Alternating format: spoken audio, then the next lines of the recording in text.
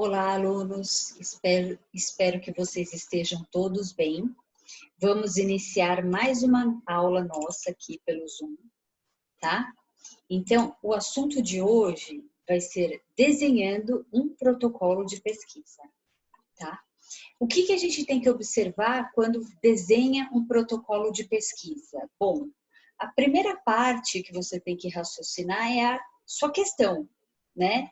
O seu objetivo da pesquisa. Por que você vai fazer essa pesquisa? Né? Essa incerteza que o pesquisador deseja resolver e que vai ser traduzida em um tópico, que é o tópico objetivo. Quando você pensa nesse objetivo, você tem que seguir aqui esse FINER. Essa pesquisa tem que ser factível, ou seja, possível de ser realizada, plausível. Ela tem que ser interessante, certo? Você não vai pesquisar sobre sei lá, a atuação da insulina nos diabéticos, né? Uma coisa que já é muito estudada, tá? Se você for estudar um aspecto novo, né? Associação da insulina com um hipoglicemiante via oral ou via endovenosa, aí você vai estar colocando um adicional, mas tem que ser algo inovador, que já não se tem gasto na literatura, né? É um assunto muito estudado. Então, ela tem que ser interessante, ela tem que ser original, tá? Ela tem que ser logicamente ética e ter a sua importância, tá?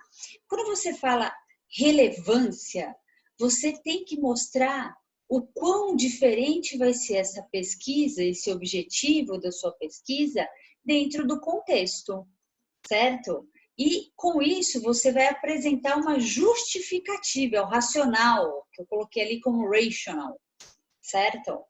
Outra coisa é como você vai fazer, que é não menos importante, né? Como você vai fazer essa sua pesquisa? Porque dependendo como você fizer o delineamento da pesquisa, que é o que nós vamos ver a seguir, você não responde o seu objetivo. Você não tem a resposta correta. Então, isso tem que ser muito cuidadosamente estudado. Outra coisa, a qualidade e a confiabilidade do estudo vão ser influenciados pelo delineamento de acordo com o seu objetivo, né? Então, tem que focar nisso. Lembra que quando a gente estudou o histórico, né? O William, lá na Inglaterra, o que ele fez? Ele delineou grupos de crianças parecidas, que viviam no mesmo ambiente, e só o que era modificado era o procedimento, era o remédio que era dado para aquelas crianças. Então, esse delineamento fez com que ele tivesse o quê? Confiabilidade, certo? E as outras pessoas acreditaram naquilo que ele encontrou no estudo dele, tá? Outro aspecto são as variáveis. A gente tem duas variáveis, né?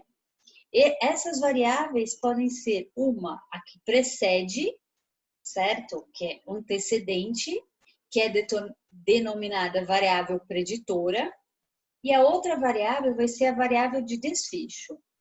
Normalmente, os estudos observacionais têm muitas variáveis preditoras, como idade, sexo, histórico, até histórico tabagista.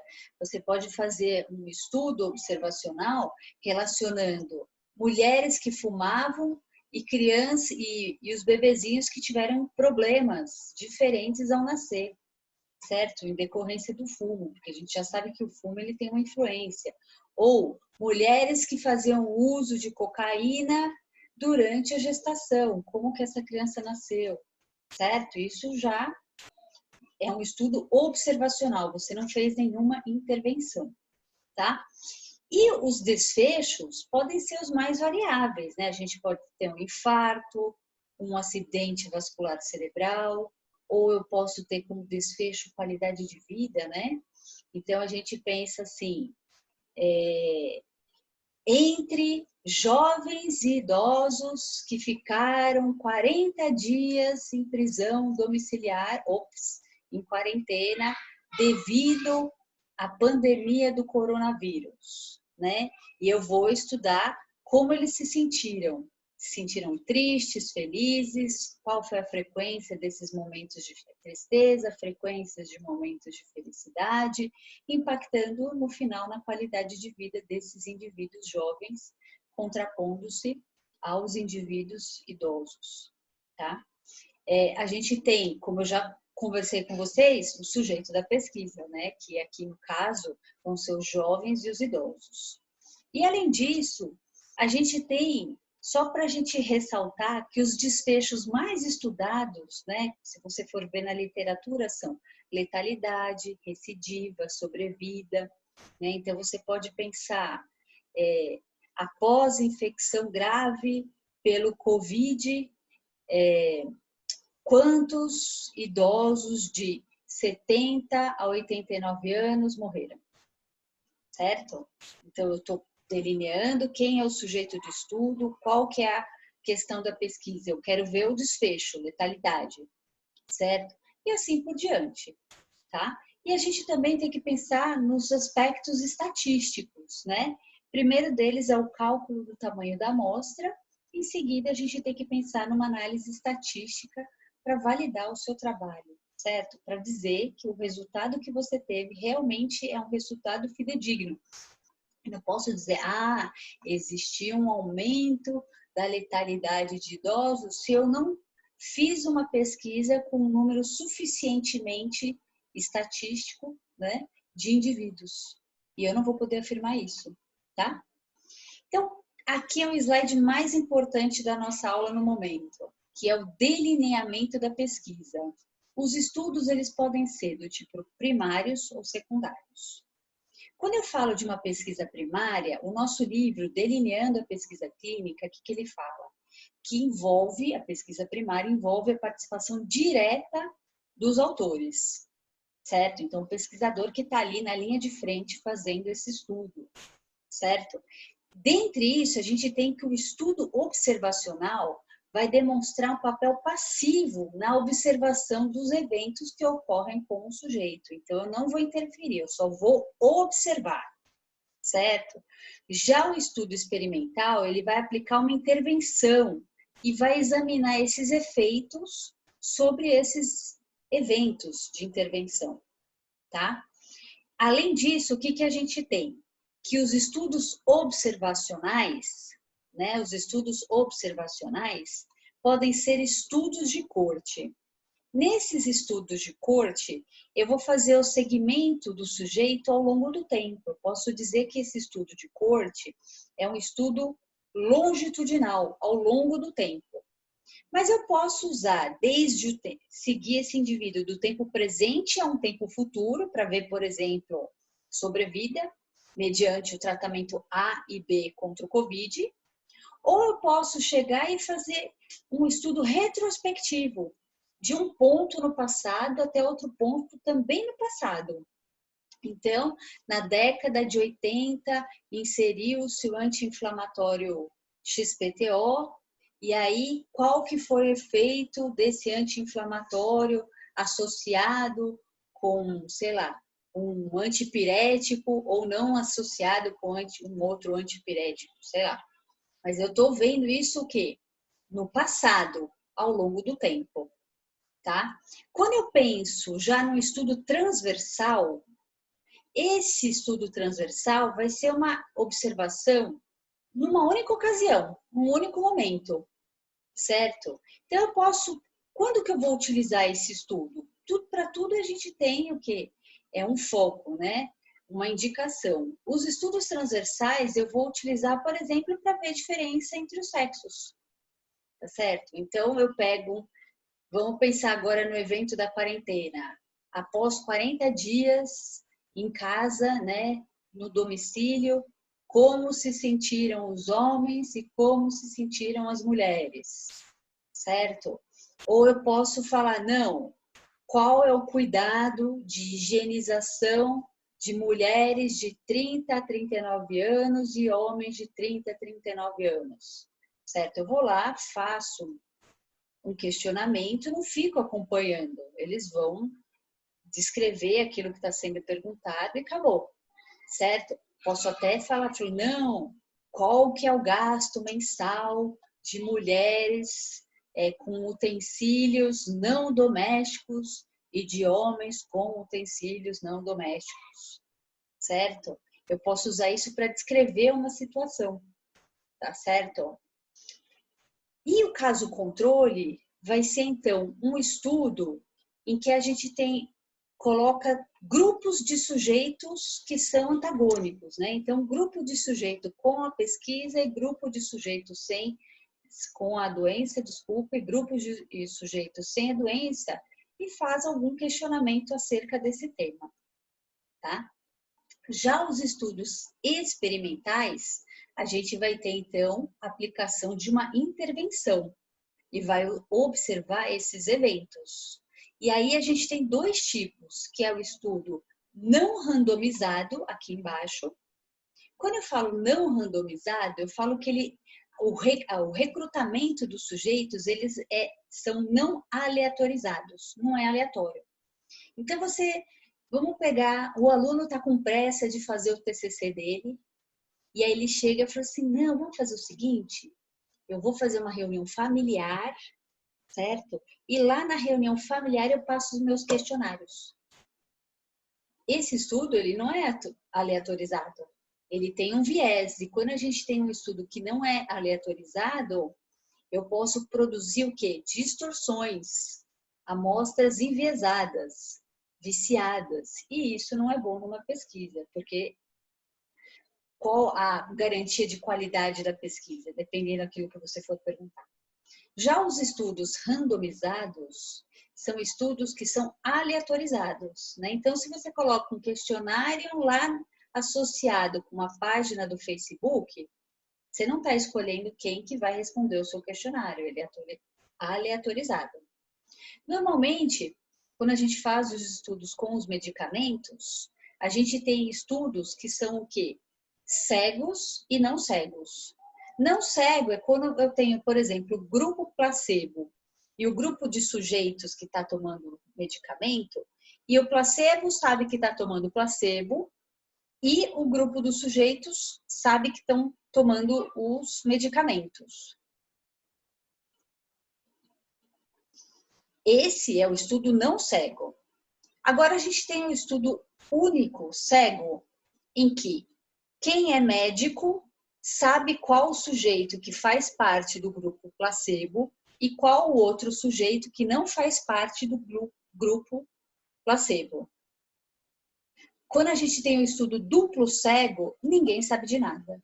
Então, o medicamento que chegar ali para aquele estudo, ele já vai ter que ter o quê? Vai ter que ter um rótulo, um código, que descaracterize se é a presença do placebo ou do medicamento, mas que tenha isso muito determinado para depois serem levantados os dados e verificarem quais foram os eventos, tá? Bom, partindo para a pesquisa secundária, o que nós temos? Na pesquisa secundária, como nós conversamos, nós temos a participação indireta dos autores. Por quê? Porque nesse caso, você vai fazer uma revisão de um trabalho ou você vai fazer uma meta-análise. Não sei se vocês já escutaram esse termo, mas meta-análises combinam resultados de diferentes estudos. E então você faz uma compilação. Você vê o resultado de cada um, que grupo de pessoas estudou cada um, para você tirar uma conclusão, certo? Eu vi há pouco tempo um trabalho muito interessante em que os autores, a gente tem várias bases de dados que colocam as suas pesquisas, né, quais foram os grupos, quais foram os achados, e você consegue fazer a sua pesquisa olhando na pesquisa, né, dos outros autores, né? E para você escolher, inclusive, não fazer uma meta-análise, mas você faz como se fosse um apanhado de meta-análise para depois você desenvolver o seu estudo mesmo, estudo experimental, certo? Então, pode ser até um processo.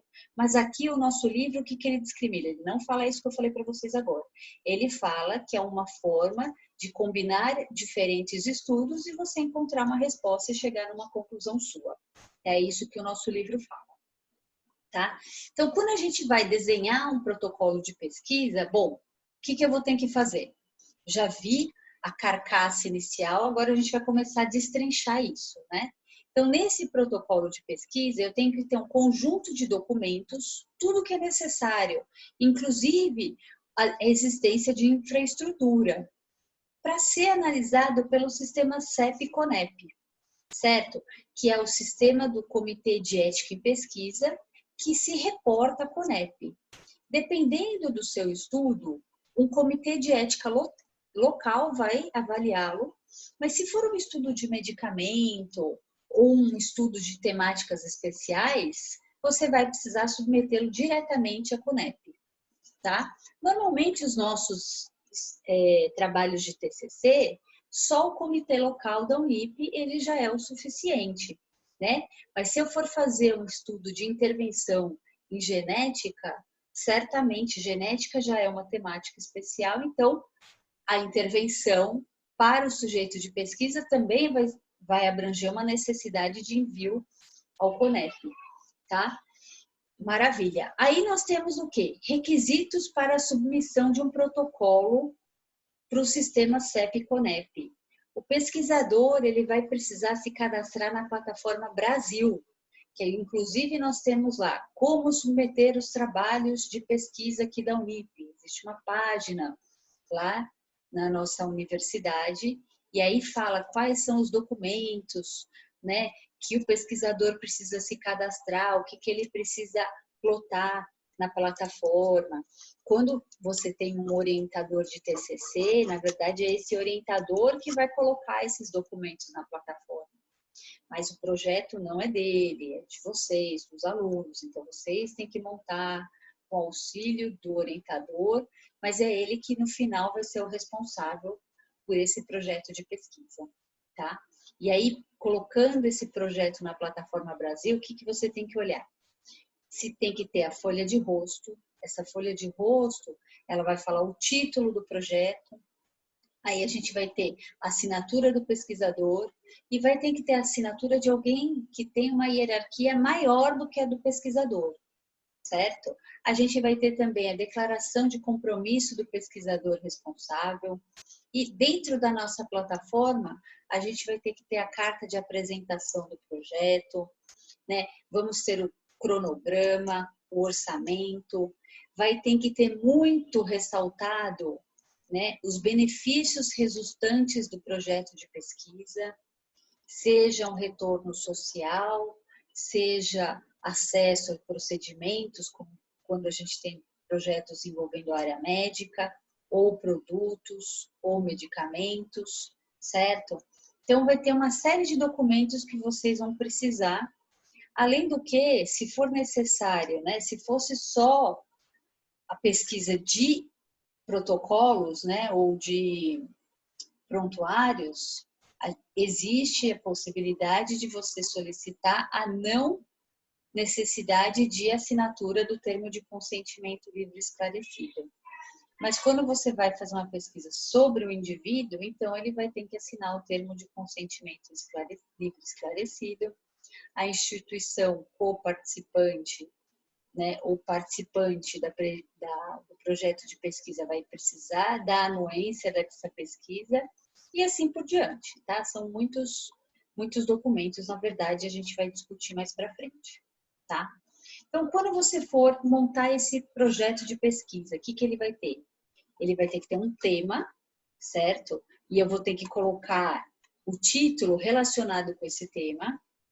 Eu vou ter o objetivo da pesquisa, o que eu pretendo realizar naquela pesquisa, mostrar por que é importante fazer aquela pesquisa. No nosso caso, lá em Alphaville, né, que eu sou professora de Alphaville também, um dos projetos que a gente submeteu já faz uns 2 anos foi a padronização da técnica citogenética lá no laboratório de genética que foi aberto numa instituição beneficente chamada Rainha da Paz. A relevância social disso é o quê? A instituição atende 350 pacientes com deficiências múltiplas e síndromes diversas. Então, se eu estabeleço o cariótipo lá, que não é um projeto inovador, mas estabelecendo esse projeto, foi uma aluna de TCC que encabeçou esse projeto, né? Que fazia parte do nosso projeto de atendimento à comunidade. Então, para aquela região, né, para aquela instituição, tinha uma relevância social muito grande, porque eles não tinham acesso a um diagnóstico citogenético e lá eles teriam a possibilidade da realização desse exame.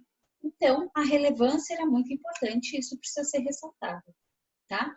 Então, a gente vai colocar quais são os propósitos dessa pesquisa, onde ela vai ser realizada, a população que eu vou estudar, como eu vou recrutar essa população que eu vou estudar. Eu vou ter que ter aquelas garantias éticas ao participante, né? Não maleficência, beneficência, né? A justiça. Vou ter que mostrar qual vai ser a metodologia, qual o cronograma. A gente já conversou nas aulas presenciais que às vezes a pessoa tem que ter noção do que é possível ser feito dentro de um período, né? Se for um trabalho de conclusão de curso, é 1 ano. Você não vai poder montar um projeto megalomaníaco, você vai precisar de 3 anos para desenvolver, certo? Vai ter que ser adicionado o cronograma, colocar os critérios de inclusão e exclusão dos participantes da pesquisa, quais são os riscos e benefícios envolvidos. Gente, isso é super importante. Se você não discrimina muito bem os riscos e benefícios, então o seu projeto ele vai ser reprovado. Na verdade, ele vai para reavaliação, ele é devolvido a você para que você esclareça quais são esses riscos e benefícios. Isso no TCC, mas se for um projeto maior, mais relevante ainda, tá? A gente também vai discriminar os critérios de encerramento ou suspensão da pesquisa. Se eu estou tratando um projeto com medicamentos, então, se eu tiver um efeito muito deletério, certamente eu vou precisar encerrar a pesquisa. Então, tem que estar discriminado isso, certo? E também o que você está esperando. Quando você começa um projeto, você tem um tema e tem o objeto da pesquisa, você já espera um resultado. Se é um medicamento, você espera que seu medicamento seja muito melhor do que o outro que está lá na praça, certo? E aí você vai precisar divulgar esses resultados, tá? Quando a gente trata de projetos, certo? A gente tem que pensar aonde eles vão ser realizados. Esses projetos, eles podem ser realizados de maneira multicêntrica ou unicêntrica, com instituição coparticipante. Já o nome, quando eu falo multicêntrico, multi são vários, né? Então, o que eu vou ter? Eu vou ter um protocolo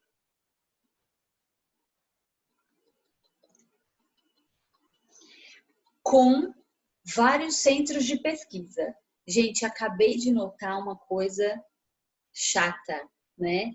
Que aqui o nosso slide, ele tá trocado, a figura, tá? Então aqui a figura tá trocada. Isso, agora sim, tá? Então vamos lá. Então, um projeto multicêntrico, eu vou ter um único protocolo sendo desenvolvido em vários centros de pesquisa. É claro que eu vou ter a instituição que é coordenadora, né? Tanto que eu tenho aqui, instituição coordenadora, que vai encabeçar o projeto. Isso é muito, acontece constantemente quando a gente tem estudos em diversos países, né? Normalmente a gente tem a instituição coordenadora, mas quando eu quero atingir um número grande de pacientes, isso eu já estou falando de um estudo de fase 3, por exemplo, ou até um estudo de fase 4, que eu já estou na fase de farmacovigilância. Então, o que acontece? Eu tenho vários centros no mundo inteiro seguindo o mesmo protocolo de pesquisa, com os mesmos procedimentos, tanto que eu coloquei aqui. Então, a instituição coordenadora, procedimento A, B, C e D, a outra instituição participante, o outro centro de pesquisa vai fazer o mesmo procedimento, A, B, C e D. A outra instituição, o mesmo procedimento, A, B, C e D, e assim por diante. Quando eu estou falando de um projeto unicêntrico, com o envolvimento de instituições coparticipantes, o que nós teremos? A instituição coparticipante, ela vai executar apenas parte do procedimento. Pode ser que eu faça só recrutamento. Então, aquela instituição coparticipante, ela vai fazer o recrutamento. Sei lá, eu tenho um projeto em São Paulo e o recrutamento vai acontecer na região norte, na região sul, na região nordeste e na região centro-oeste. Tudo bem, pode ser. E aí, nesse caso, a gente vai ter o quê? Os mesmos procedimentos. Mas pode ser que o recrutamento aconteça no coparticipante A, e aí depois o processamento dessa amostra vai acontecer no coparticipante B, né? Aí a técnica molecular que eu estiver fazendo ou análise dos dados vai acontecer na instituição coparticipante C e assim por diante, tá? Então o livro ele fala que não são executados os mesmos procedimentos da instituição proponente, mas eu posso fazer o recrutamento sim, é possível isso, tá? Entre projetos unicêntricos com instituições coparticipantes, tá? E aí a gente começa a entrar na documentação. Pessoal, documentação vai ser fundamental. A gente tem aqui o livro da Grace Lousana, que eu sempre falo para vocês, certo? Pesquisa Clínica no Brasil, que eu sou uma grande admiradora dessa autora, tá? E lá, na verdade, esse documento aqui, esse arquivo mestre do estudo, que é o compilado de registros e de documentos, estão lá no livro, tá? Então, o que é esse arquivo mestre? Vai ser um conjunto completo de registros do estudo, o qual vai proporcionar a reconstrução dos dados e eventos relacionados ao estudo, certo? A gente tem que ter tudo muito discriminado, muito documentado. A gente já começou a conversar sobre isso em algumas aulas, né? Então, por exemplo, esse arquivo mestre vai ter todo tipo de correspondência que foi gerada, inclusive via e-mail, o protocolo do estudo com todos os anexos, todas as emendas, certo? Então, qual é a pesquisa clínica final mesmo, todos os documentos de aprovação de ética no comitê de ética, no processo da Anvisa, né? A gente tem só uma parte de gerenciamento de medicamentos em pesquisa clínica, vai ter que ter os termos de consentimento livre esclarecido, essa brochura do investigador, que é a união desse projeto de pesquisa, os acordos financeiros, quem está financiando. Vocês sabem que às vezes, a gente já conversou, né? Que tem o patrocinador e o centro de pesquisa. Muitas vezes o patrocinador, o que ele faz?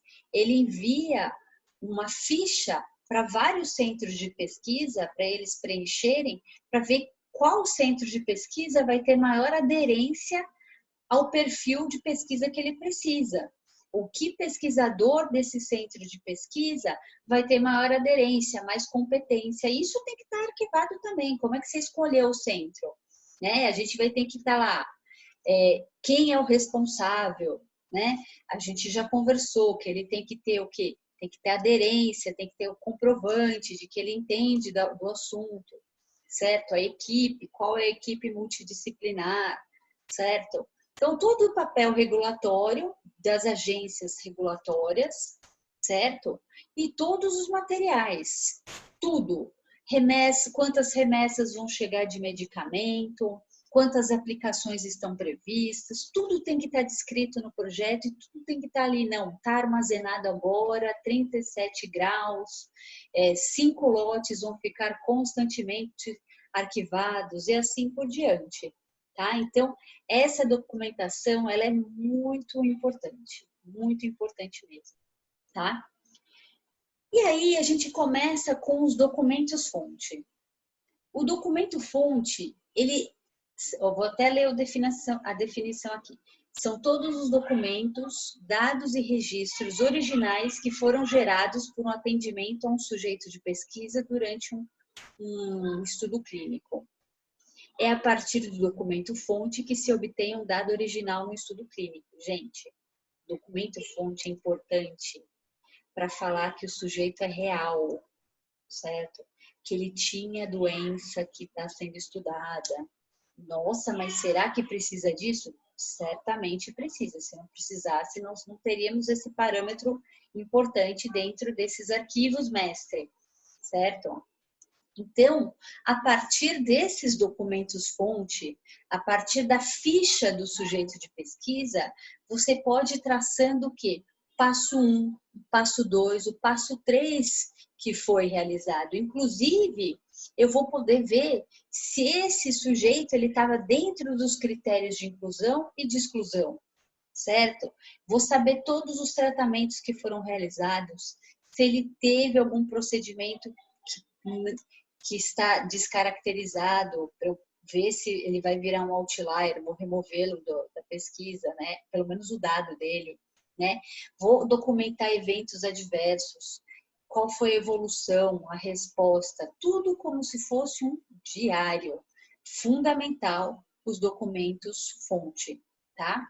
E aí, como é que você faz essa verificação desses documentos fonte? Bom, eu vou confrontar os documentos originais com aqueles que estão anotados nas fichas clínicas, né? Porque a gente tem um documento que você vai preencher manualmente e a gente tem a ficha clínica do paciente. Então, vai bater se os dados estão corretos, certo? E vai se verificar se esse estudo está sendo conduzido corretamente, certo? Porque a gente não pode ter nenhuma conduta inadequada e muito menos uma fraude.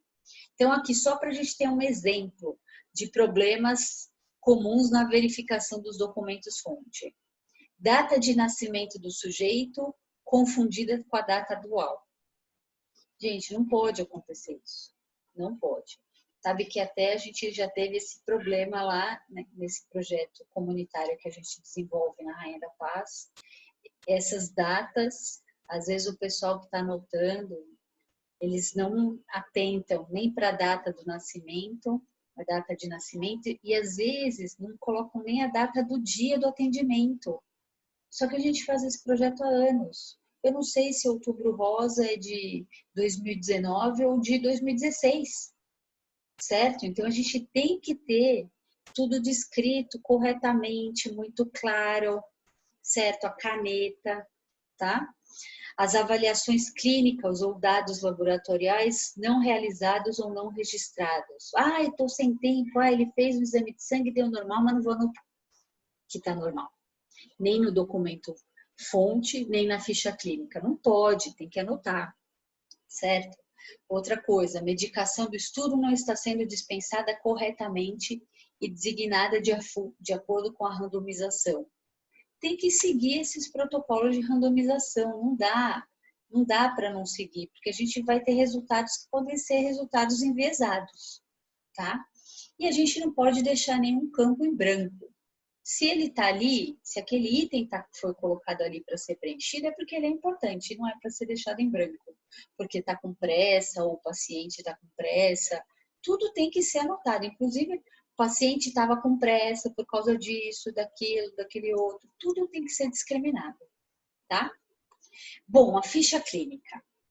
Essa ficha clínica, ela é então, utilizada para a coleta de informações, é como se fosse o prontuário médico mesmo, né? Ficha clínica do paciente, que a gente tem até digitalizada nos computadores, tudo bonitinho, certo? Só que, percebam, a gente tem um papel e essa ficha clínica, ela tá lá, digitalizada, certo? E o papel tem que bater com aquilo que está digitalizado, tá bom? Então, devem conter informações precisas que foram retiradas de um documento fonte ou colhidas na história clínica do sujeito na pesquisa na anamnese, certo? Então, quando o sujeito for embora, tem que escrever tudo o que precisava ser escrito que você fez ali correndo, certo? Para que você tenha a informação correta e completa, tá? Então, isso é super importante para o estudo clínico. Tá? E aí essa ficha clínica, ela também pode ser chamada de Case Report Form, tá? Bom, erros ou procedimentos inadequados, sempre tem isso, né? Então, um exemplo, termo de consentimento livre, esclarecido e datado após a realização dos procedimentos. Gente, não pode. para o projeto acontecer, tem que ser aprovado pelas instâncias regulatórias e primeiro você informa o sujeito para ver se ele vai querer participar do seu projeto de pesquisa. Isso não pode em hipótese nenhuma, tá? Um outro procedimento que não é adequado é o que escrever muito leve ou com uma letra muito garrancho, que ninguém consiga entender o que está escrito, certo? Não pode deixar de ressaltar quais são os eventos adversos, não pode deixar, então, que nem comentamos, campos em branco. A gente tem que ter laudos de laboratório com diferentes unidades para o mesmo exame. Bom, a gente tem que ter tudo padronizado, quais são os laboratórios descritos, quais vão ser os laboratórios para os quais vão ser enviados os exames, certo? Tudo tem que estar descrito previamente, tá? E, por fim, a falta de assinatura do investigador e data nas páginas das fichas médicas. Não pode acontecer, né? Lembra um caso presencial que eu conversei com vocês, que o pesquisador principal, ele era médico e quem tocava